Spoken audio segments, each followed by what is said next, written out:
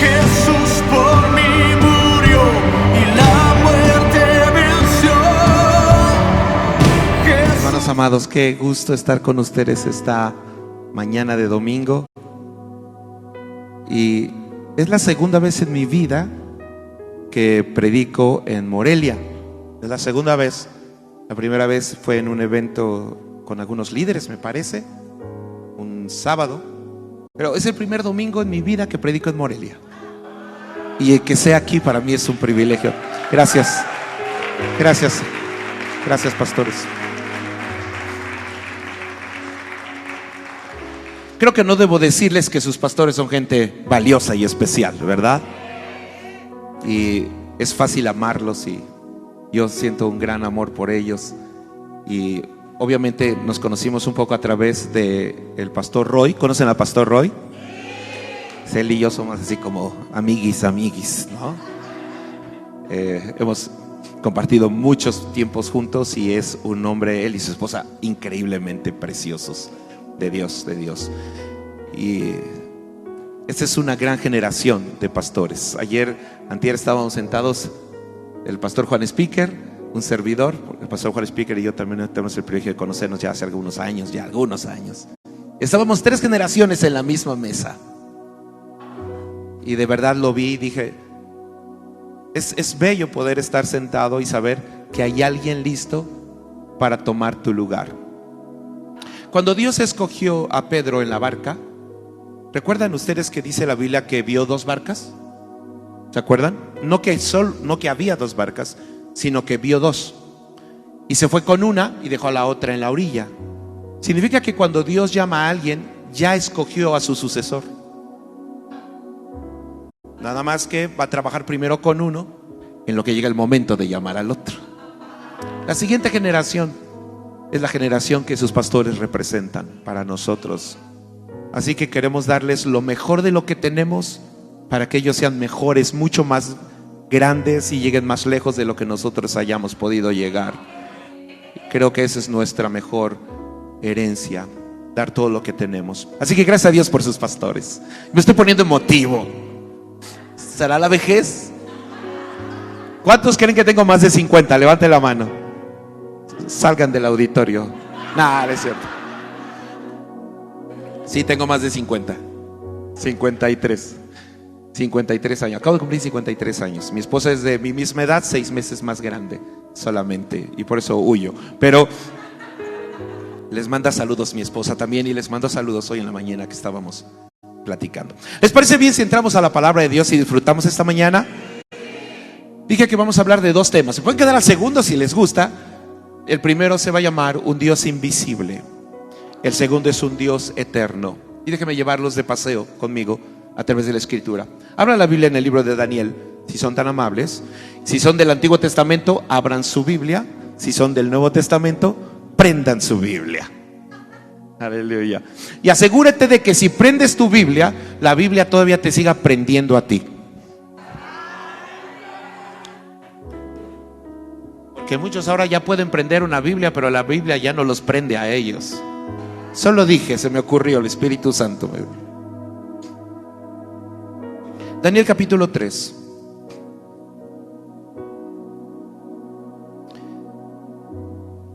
Voy a leer 3 partes, porque la historia es larga, el resto se las cuento yo.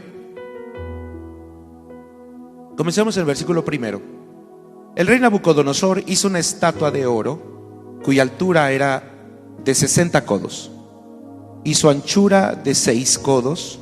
La levantó en el campo de Dura, en la provincia de Babilonia, y envió el rey Nabucodonosor a que se reuniesen los sátrapas, los magistrados, capitanes, oidores, tesoreros, consejeros, jueces, básicamente toda la banda Timbirich, y todos los gobernadores de las provincias para que viniesen a la dedicación. Todo el mundo diga a la dedicación. Si hay un entendimiento claro de que algo adquiere un mayor poder una vez que es dedicado. Es por eso que ayer tuvimos la fiesta de primicias. Todo lo dedicado adquiere un mayor nivel de fuerza. Por eso es que todo lo consagrado y lo dedicado a Dios, Dios lo usa de una manera diferente. Por eso es que traemos delante de Dios lo que traemos, lo que sea que tengamos que traer delante de Él. Él puede hacer con eso mucho más de lo que nosotros podríamos hacer con eso. Por eso se lo dedicamos. La dedicación de la estatua que el rey Nabucodonosor había levantado. Voy a brincar ahora, si me permiten, hasta el versículo 6. Y ustedes conocen el resto de la historia, así que solo extraigo 2 puntos que me parecen relevantes. Cualquiera que no se postre y adore inmediatamente será echado dentro de un horno de fuego ardiendo. Por lo cual, al oír todos los pueblos el son de la bocina, de la flauta, del tamboril, del arpa, del salterio, zampolla y de todo instrumento de música, todos los pueblos, naciones y lenguas se postraron y adoraron la estatua de oro que el rey Nabucodonosor había levantado. La razón de tanto sonido es interesante. La esencia de la creación está basada en el sonido. De hecho, las palabras sin sonido no tendrían la fuerza que tienen, porque el sonido le da el tono que requiere. Lo vamos a demostrar un momento más adelante. Brinco a la parte final, el versículo 24. Entonces el rey Nabucodonosor se espantó y se levantó apresuradamente y dijo a los de su consejo: ¿no echaron a 3 varones atados dentro del fuego? Ellos respondieron al rey: es verdad, oh rey. Él dijo: he aquí, yo veo 4 varones sueltos que se pasean en medio del fuego sin sufrir ningún daño, y el aspecto del cuarto es semejante al hijo de los dioses. Padre, dale esta palabra sentido y tu corazón. Pon en ella la profundidad que tú quieras y déjame transmitirla de la manera más sencilla y amable, clara y precisa, en el nombre de Jesús. Amén. Ore conmigo. Señor Jesús, dame un oído para oír, un corazón para percibir y un espíritu para discernir. Amén. Dígale a alguien a su lado: un Dios invisible. Tenemos un Dios invisible. Gracias. Tome su lugar.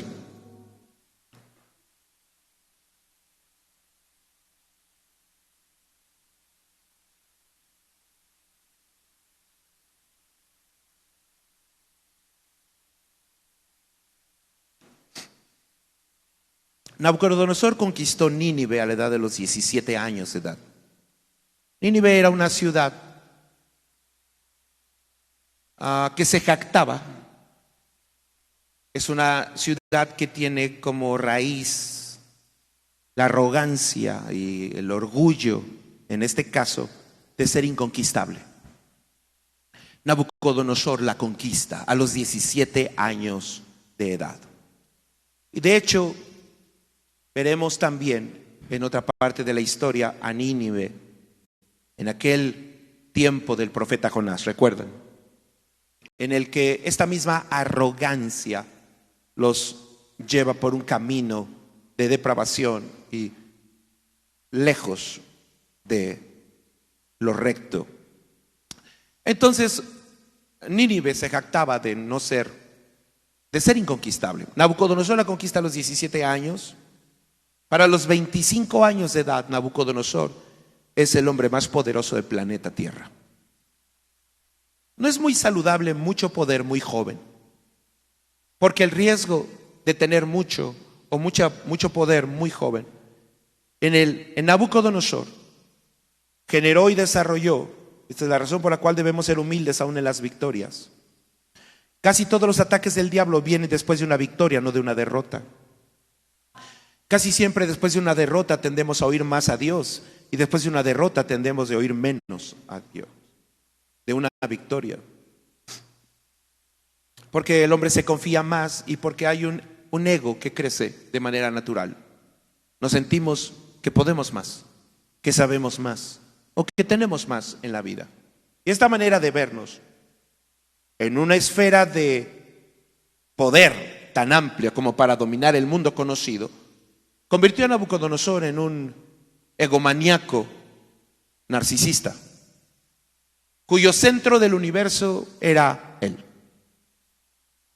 No hay nada peor que un hombre que piensa primero en sí mismo y luego en los demás. Esta es la razón por la cual los 10 mandamientos, si los leen con cuidado, están hechos para regular la mentalidad y educar la mente de los hombres. No matarás, no mentirás. Todo lo que dice que el hombre no debe hacer está enfocado en obligarlo a pensar en los demás primero y luego en él. Eso educa una mente de manera saludable y sana. Regularmente todas las personas que piensan primero en los demás y luego en sí mismos tienen un carácter mucho más centrado y balanceado que los que piensan primero en ellos y luego en los demás. Satanás hizo exactamente esta estrategia con Eva. Eva, ¿por qué no piensas un poquito en ti? En tener más conocimiento. Si Adán y Eva hubieran querido saber más de Dios, ¿no habría sido Dios su mejor maestro? Regularmente queremos aprender más de todo lejos de la fuente de donde deberíamos aprenderlo. Así que Nabucodonosor se convierte en un hombre egomaníaco, narcisista, y ha creado una estatua. Esta estatua tiene 2 objetivos, pero hablemos primero de estos 3 muchachos que son parte de la historia. Esos 3 muchachos de nombre Sadrach, Mesach y Abed-Nego son esclavos en Babilonia. Ellos deben lidiar con 3 cosas con las que todos los seres humanos vamos a lidiar siempre. 1, un sentido de una pregunta que es recurrente para atacar a los hijos de Dios. ¿Dónde está tu Dios? De una u otra forma, todos nos hemos hecho esta pregunta en la vida. Demostrémoslo. Todos los pueblos en la antigüedad que iban a la guerra, los ejércitos, primero, todo el mundo diga primero, iban al templo de su Dios a poner sus vidas, encomendar sus vidas, antes de ir a la guerra, cualquiera que fueran sus ídolos o sus dioses. Todos iban al templo de sus dioses antes de ir a la guerra. Básicamente tenían una cultura muy particular. Siempre oraban primero. Diga conmigo, oraban primero. Esta cultura es una cultura que el hombre ha perdido. Hoy en día, el hombre ha perdido esta poderosa práctica de orar primero. Diga conmigo, ora primero. Sí, puedes tener un hijo que tiene un problema en la escuela y quieres ir a arreglar el problema, pero no oras primero. Regularmente tenemos que acostumbrarnos que si los grandes ejércitos y naciones sabían, incluyendo el pueblo de Israel, que había que ir delante de Dios primero, pon a Dios antes de todas tus batallas y ora siempre primero. Vas a ir a pedir un trabajo, ora primero. Vas a ir a hacer un trámite, ora primero. Vas a ir a atender una situación, ora primero. Haz que sea parte de tu vida natural. Orar primero puede cambiar el orden de la batalla. Así que el hombre tiende a orar después. Pero ellos se acostumbraban a orar primero. Ahora, el tema de que un pueblo fuera y buscara a su ídolo, su Dios, es que si derrotaba al otro pueblo, el derrotado no era el pueblo. ¿Quién era el derrotado? Su Dios. La batalla es una batalla de dioses. Esta es la razón por la cual la verdadera guerra es espiritual. Porque cuando un hombre atraviesa una situación complicada, la primera pregunta que el diablo va a hacer en tu mente es: no que Dios. Entonces, ¿por qué? Así que ellos son temerosos de Dios, su fe en Dios es legítima, su amor por Dios es real, lo sabemos, la historia lo demuestra. Sin embargo, parece que su Dios fue derrotado.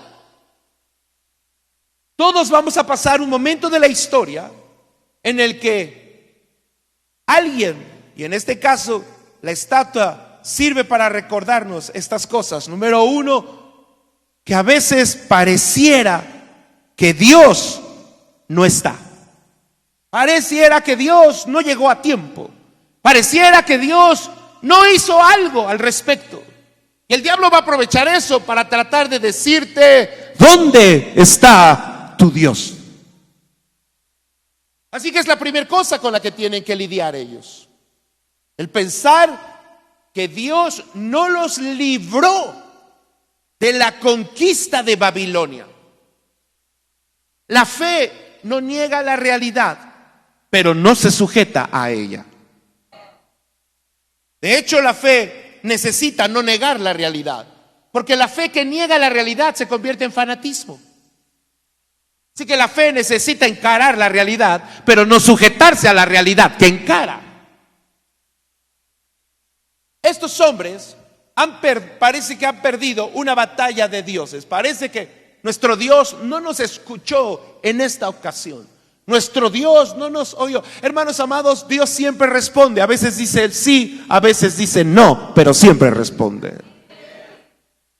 Y un padre sabe que un sí y un no salen con el mismo amor exactamente. Los hijos no siempre entendemos eso, pero los padres lo sabemos. La segunda cosa que han perdido es su lugar de residencia.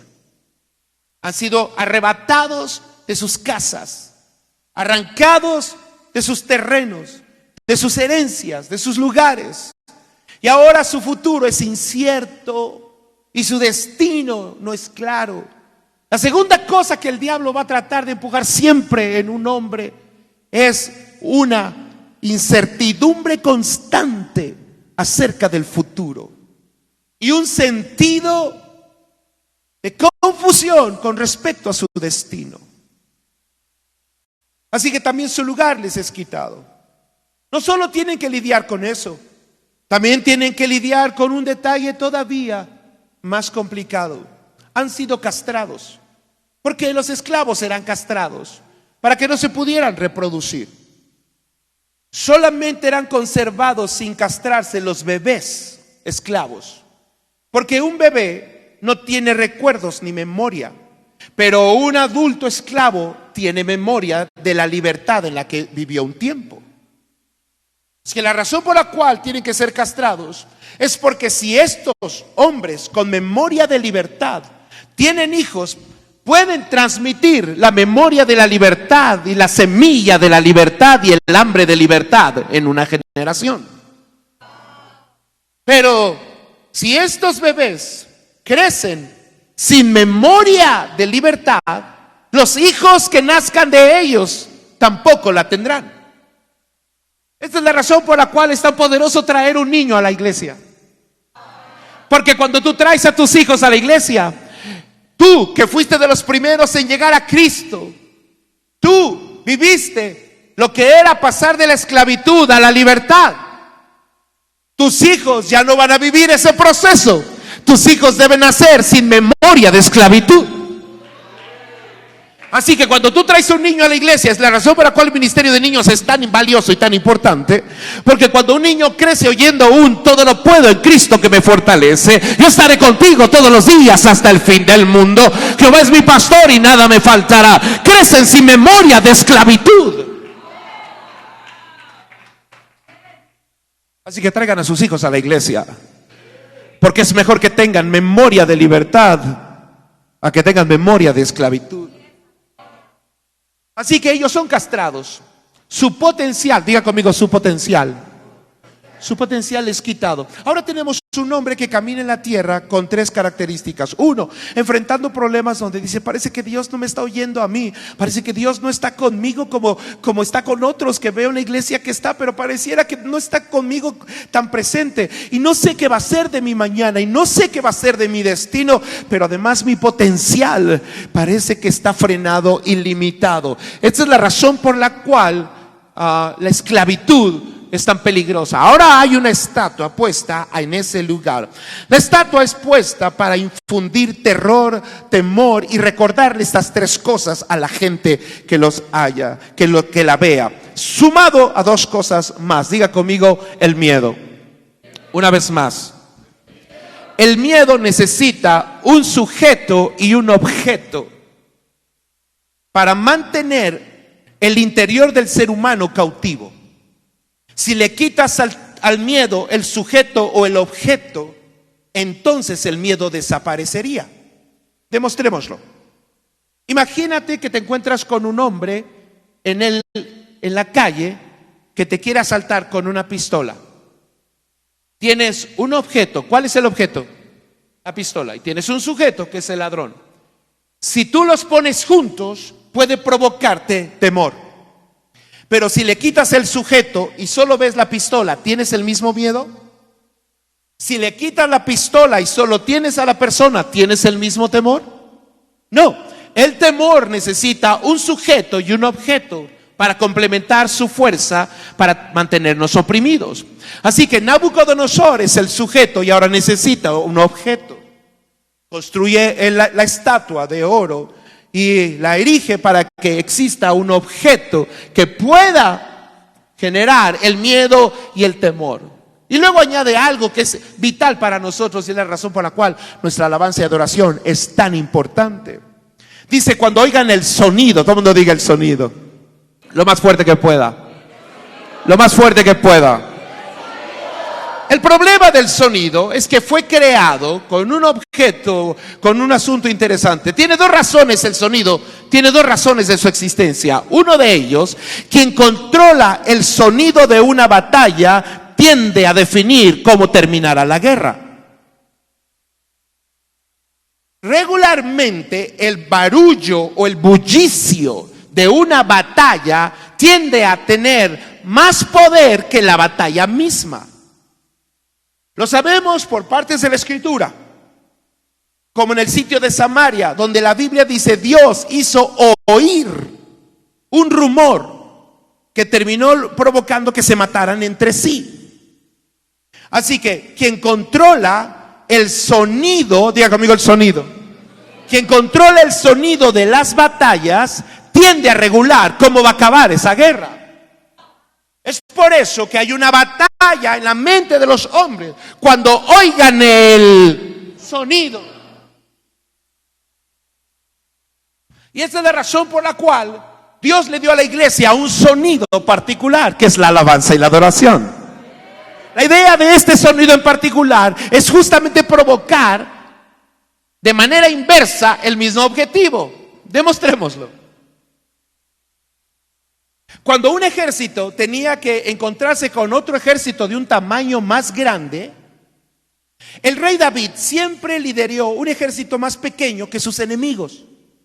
Así que antes de que David permitiera que sus enemigos llegaran hasta el campo de batalla, donde podían ver a sus contrincantes filisteos que regularmente los rebasaban en número de 2 a 3 por cada hebreo, cada judío, eso podía ser muy desanimante. Así que antes de eso, lo que el rey David hacía era provocar un sonido. Diga conmigo un sonido. El objeto del sonido eran las vibraciones. Por eso que David es un maestro en el arte, y el tabernáculo de David, que está enfocado en alabanza y adoración, es provocar un sonido que mantenga al diablo a raya. Porque quien controla el sonido de la batalla define cómo terminará.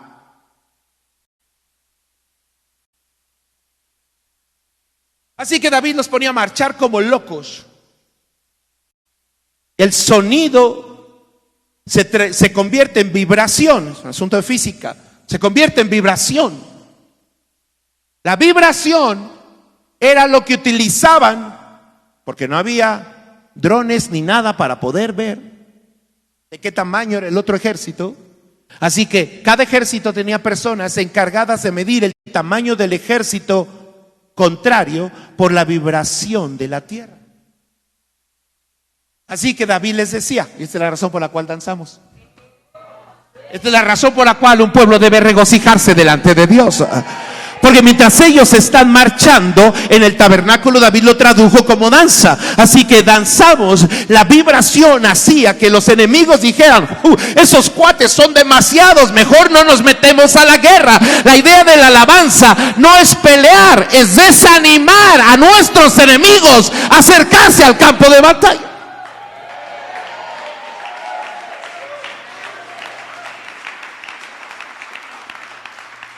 Hay un detalle que la gente no se da cuenta, pero cuando tú estás alabando a Dios, el diablo pierde la cuenta.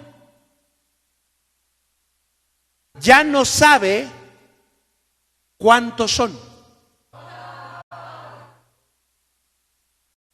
Aleluya. Y esta es la razón por la cual, no sé si les ha llegado a pasar, a nosotros nos pasó 2 veces. Pero seguramente va a pasar más seguido en el futuro. Que una iglesia está cantando y de repente el sonido no corresponde al número de personas que hay en ese auditorio. Significa que algunos ángeles se sumaron al culto. La idea de que se sumen y sumen su sonido es que sus enemigos ya no puedan calcular. Así que nadie sabe cuántos somos cuando estamos alabando al Señor.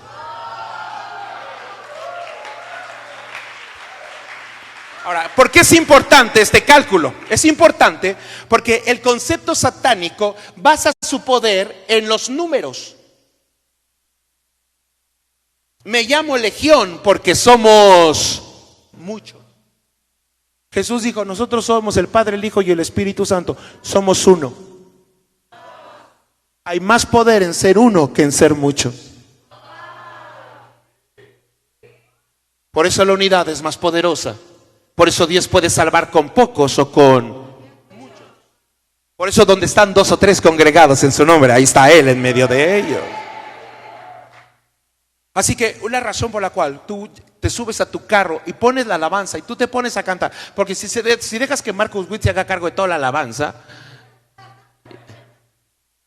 pero cuando tú empiezas a cantar, el diablo ya no sabe cuántos van en ese auto. Aleluya. El rey David sabía eso. Y por eso no perdió una sola batalla en 40 años. Así que debes añadir más alabanza en tu vida. Y bueno, como ejercicios como eso, pues estaba el marchar, levantar las manos, que recuerden que el levantar las manos era básicamente la parte simbólica de los ejércitos que no tenían forma de comunicarse. Todo lo que hacían era que los ejércitos y los contingentes, cada uno tenía una bandera. Así que cuando un rey quería mover todo un contingente, lo que hacía era que el personaje de las banderas movía las banderas. Cuando movía las banderas, todo un ejército se sumaba a la batalla. Es la razón por la cual dice: aunque el enemigo venga como río, el Espíritu de Dios levantará bandera a favor de ti. Eso significa que cuando nosotros levantamos las manos y las batimos, estamos moviendo nuestras banderas para que se sumen a nuestras batallas. Así que hermanos, si vas a sudar de la axila, pero vas a ganar, es un buen trato.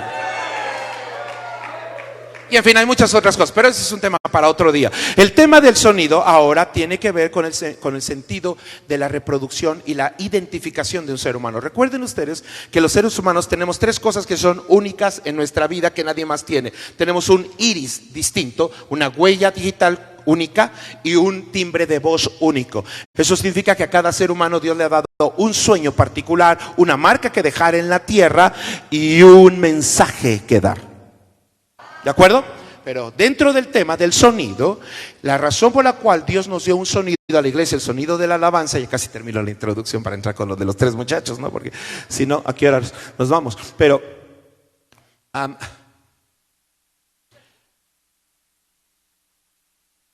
visto alguna vez a un ave cantar en la época de apareamiento o de reproducción?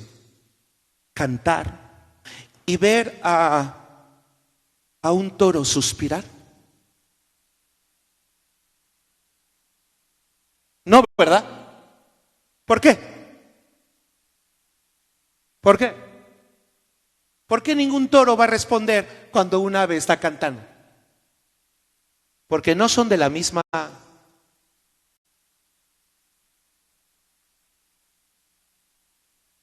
Así que Dios le da a la creación un sonido para que tenga la habilidad de atraer lo que es de su misma Imagina una ballena hembra en el centro del mar. La época de la reproducción, listos. Entonces emite sonidos a una frecuencia que los demás no pueden escuchar. Solo lo puede escuchar el macho. Ay, sonó a mi villano favorito, ¿no? El macho. Levanta la mano los que han visto esa película. Muy buena. Así que el macho se guía por el de la hembra, sin importar que estén a cientos de kilómetros de distancia. Él sabe cómo encontrarla a ella por su sonido. ¿No me entendieron? Y esta es la razón por la cual Dios le dio a la iglesia un sonido llamado alabanza y adoración. Porque es lo que hacemos para atraer al que es de nuestra misma especie. Fuimos hechos a su imagen y semejanza. Por eso Pedro decía, cuando estés en broncas, ponte a cantar. Es cuando necesitas que Dios te encuentre. Y mientras no dejes de alabar a Dios, Dios te va a encontrar donde sea que tú estés. Porque ese es el sonido que atrae al que te hizo a su imagen y semejanza.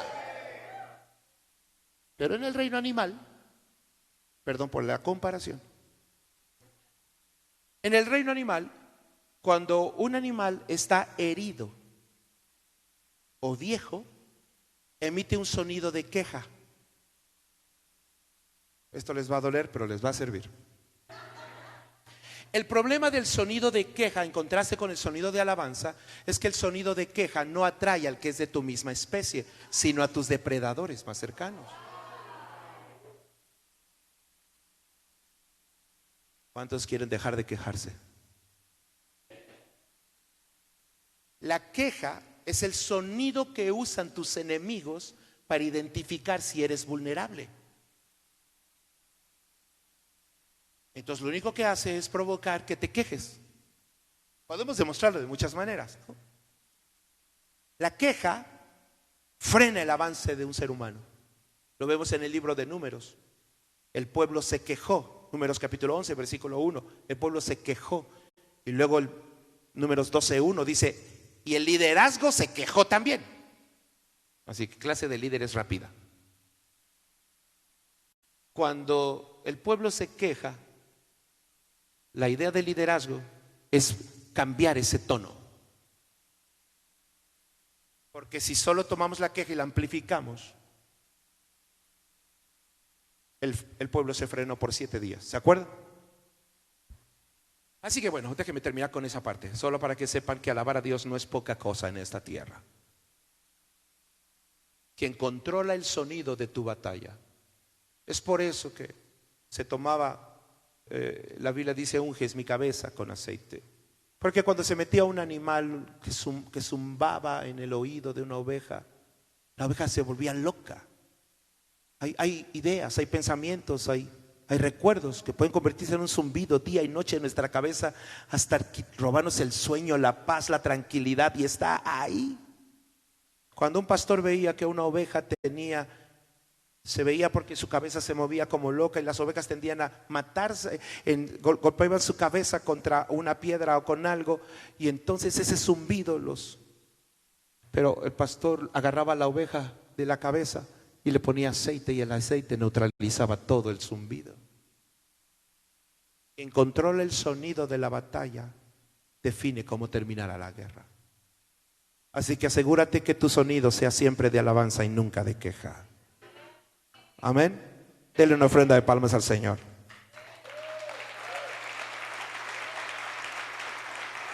¿Cuánto tiempo me queda? ¿20 minutos? ¿Me aguantan 15 más? Ok, ya terminé casi la introducción. Ahora brinquemos a la otra parte, que es una parte interesante. Dije que el miedo necesita un objeto y un sujeto, ambos visibles, para poder generar esta angustia sobre el futuro, este recuerdo de que tú no vas a poder, esta incertidumbre sobre tu futuro, este sentido de que a veces pareciera que Dios no está, ni llegó, ni te oyó, ni cumplió su palabra. todo esto va a pasar.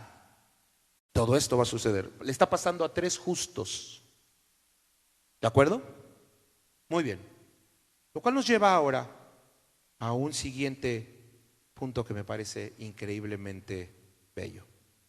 Ellos tuvieron que aprender y crecer creyendo en un Dios invisible.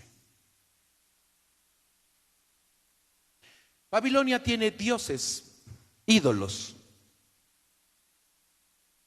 una estatua, tiene algo visible, pero ellos tienen un Dios invisible. Y es decisión de cada hombre si le va a dar más importancia a su Dios, al Dios invisible, o a lo que sus ojos ven. Ellos decidieron que un Dios invisible era digno de mayor honra y adoración que eso visible. Ellos decidieron eso. Ahora, partiendo del hecho de que Dios es invisible, diga conmigo, Dios es invisible. Muy bien. Cada uno de nosotros, a causa de que Dios es invisible, tenemos solo una vista parcial de ese Dios, del mismo Dios. Es algo que podemos comprobar.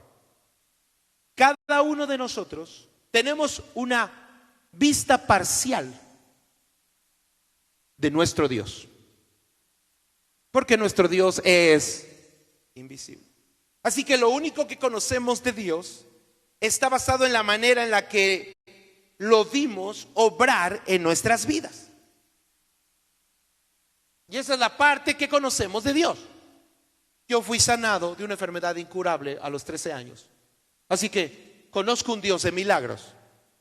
Y por eso puedo, y me gusta tener tardes de milagros o noches de milagros. Porque esta es una parte del Dios invisible que conozco. ¿Ok?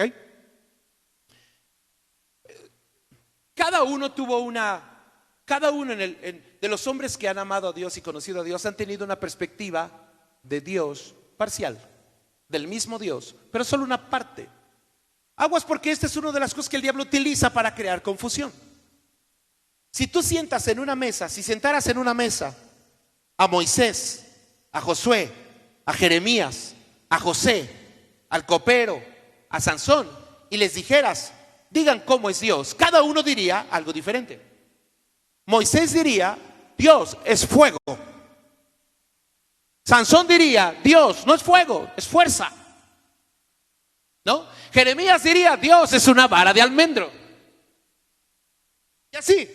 Josué diría, no, Dios es un ángel con una espada. Es un Dios de guerra. Otros dirían, no, Dios son como el universo y las estrellas. Porque cada uno conoció a Dios de una manera distinta. Así que podrían tener un pequeño choque de su definición personal de Dios. La realidad es que cada uno de ellos tiene una correcta conceptualización, porque cada uno vio a Dios de una manera particular y lo conoció de una manera particular. ¿Amén? La idea por la cual Dios se revela parcial y de forma diferente en cada ser humano es justamente para el momento de los hornos. Vamos para allá. Cada uno de estos 3 jóvenes tiene entonces su propia experiencia con Dios. Hay aquí entre nosotros personas que fueron rescatadas de la adicción. Su experiencia con Dios es una. Hay otros aquí que fuimos sanados milagrosamente y nuestra experiencia con Dios es otra. Hay otros que Dios sanó nuestro matrimonio y así le conocimos. Hay otros que vimos cómo Dios obró en nuestros hijos. Cada uno hemos tenido una experiencia con Dios única, ¿o no? Entonces, nadie conoce a Dios completamente porque nuestro Dios es invisible. Ahora tenemos un problema aquí. El problema es un dilema. Esta es la única historia donde un Dios invisible decidió hacerse visible. Sí, cuando Dios sacó a Israel de Egipto, no se hizo visible. Una columna de fuego, una nube. Pero Él no se hizo visible. Utilizó elementos de la creación. Cuando se manifestó a Moisés, era una zarza que ardía. Cuando liberó a Daniel del foso de los leones, Dios no se hizo presente. Cuando derrotaron a Jericó, Dios no se hizo visible. Y así podemos recorrer todas las historias. Y si lo piensan, en todas las historias del Antiguo Testamento, Dios no se hizo visible. Pero en esta, decide que va a ser visible. Y esta es la esencia de este mensaje. Número 1, tenemos un error de lectura. Este es el dilema. Este es el dilema. ¿Por qué se hizo visible un Dios que nunca había necesitado hacerse visible? ¿Por qué se hizo visible? La primera tiene que ver con un error de lectura. Todo el mundo diga un error de lectura. Cuando digo un error de lectura, es que platicaba con el pastor, con su pastor, que tenemos un problema a la hora de leer la Biblia. La gente, y sobre todo las nuevas generaciones, tienen un conflicto para leer la Biblia. Y a veces todas las nuevas versiones son los intentos del hombre de adaptar una Biblia a personas más flojas. La estadística dice que un joven que sale de la universidad tiene un acervo vocabulario lingüístico de 8,000 palabras. Mientras que el idioma español es más o menos de entre 350,000 a 500,000 palabras. Eso significa que en promedio, cuando un chico sale de la universidad, utiliza el 2% del idioma español. Por supuesto, nunca van a entender una Biblia. Entonces, muchos intentos de traducciones a la Biblia, no son malos intentos, pero muchas veces es el reflejo de la necesidad de alguien que lo que tiene que hacer es leer más y leer mejor. Amén. Era un pequeño detalle, porque a veces estás predicando y te das cuenta que la gente lee pero no entiende. Pero lee y no entiende, no porque no tenga el Espíritu Santo, es porque no tiene vocabulario. Y vale la pena aprender un poco de vocabulario. Aleluya. La persona que está a tu lado, aprende más vocabulario.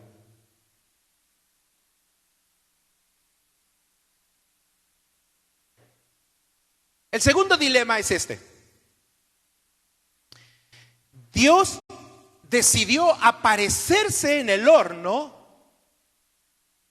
¿Y cuántos? Dios apareció en el horno para librarlos. ¿Sí o no? Levante la mano. Pues no. Se puede demostrar que Dios no se apareció para librarlos fácilmente. Uno, porque nunca antes se había tenido que aparecer para librar a nadie. Porque tendría que aparecerse en este caso. Dos, la Biblia dice que los hombres que los ataron y los arrojaron al horno, cuando los arrojaron, ellos murieron quemados. ¿Recuerdan? Así que en el instante en el que ellos están siendo arrojados y se dan cuenta que ellos siguen vivos y estos están muertos, saben que Dios ya los libró. ¿O no? Así que Dios no se apareció para librarlos. ¿Por qué se apareció? Se apareció por dos razones con las que voy a terminar. La primera, porque cuando juntas muchas personas que tienen una vista parcial de Dios, puedes completar una imagen completa de Él. La razón por la cual Dios se manifiesta y se hace visible es porque hay un grupo de personas que tienen cada uno una perspectiva, o cada uno una parte, una visión parcial del Dios de los cielos. Por eso la Biblia dice: donde están 2 o 3 congregados en su nombre, ahí está Él en medio de ellos. La razón por la que es vital congregarse es porque cuando se congregan 200, 500, 1000 personas que tienen una vista parcial, se crea una vista completa y el Dios invisible se hace visible.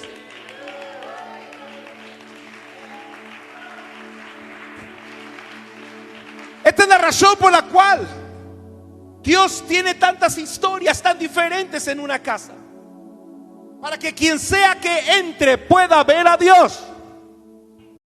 Así que si entra alguien que tiene problemas con adicciones, ahí hay alguien que le puede enseñar a Dios. Si entra alguien con un problema de matrimonio destruido, ahí hay alguien que le puede enseñar cómo es Dios. Dios se aparece porque hay 3 que tienen una vista parcial. Y la Biblia dice que 3 son suficientes. Donde estén 2 o... Esta es la razón por la cual es tan poderoso congregarnos como iglesia. Es la razón por la cual es tan poderoso traer a tus niños a la iglesia, para que tus niños puedan ver a Dios. Y por último,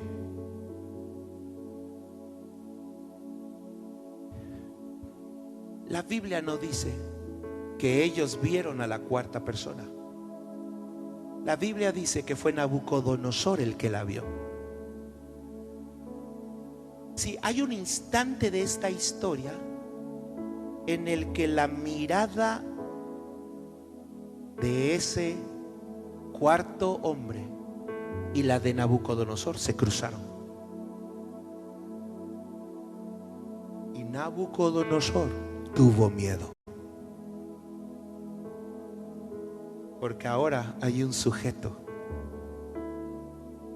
y él dice: este es como el hijo de los dioses. Hermanos amados, cuando tú crees en un Dios invisible, quienes ven a tu Dios son tus enemigos.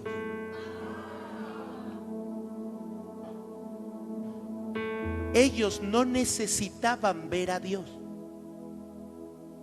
Ellos ya habían creído en el Dios.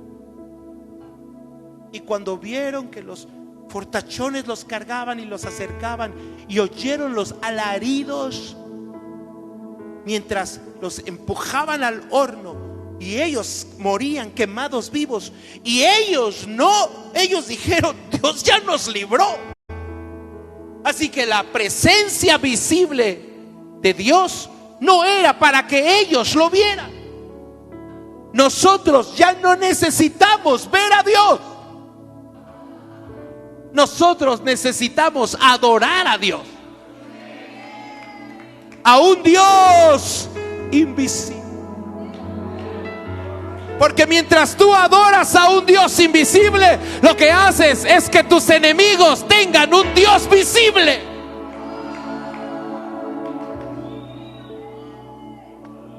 Por eso todo el tema es sobre adoración. Adoren la estatua. No, amigo, nosotros no podemos adorar esa estatua. Nosotros vamos a adorar a nuestro Dios invisible, y nos vamos a congregar como familia. Póngase de pie lo más rápido que pueda. Músicos, tomen su lugar, corran por favor, tomen su lugar.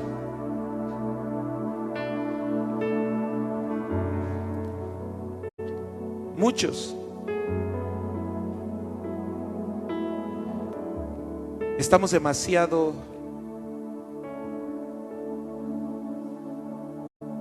obsesionados.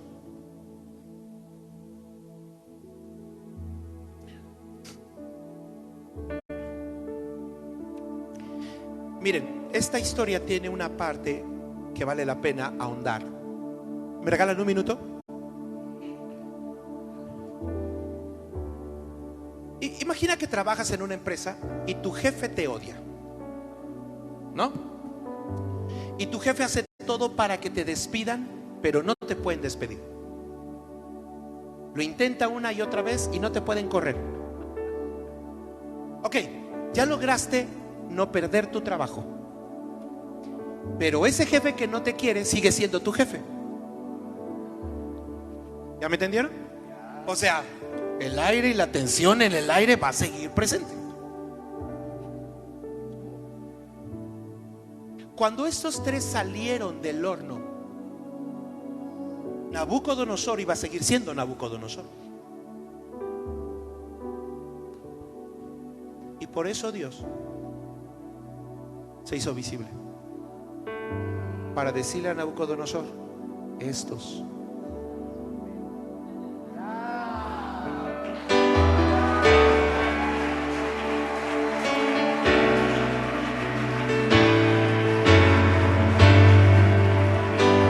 Estos que me adoran son mi familia y mi pueblo. No te metas con ellos o vas a conocer a un Dios vivo.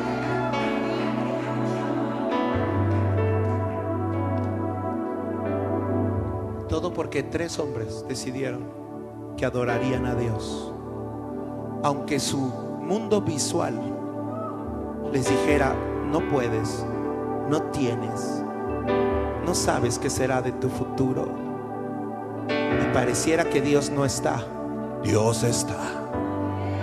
Así que levante sus manos por un momento y adórale, porque algunos necesitamos que sean nuestros enemigos los que lo vean. Fluyan en el Espíritu un momento, sin miedo. Ustedes saben adorar, saben exaltar.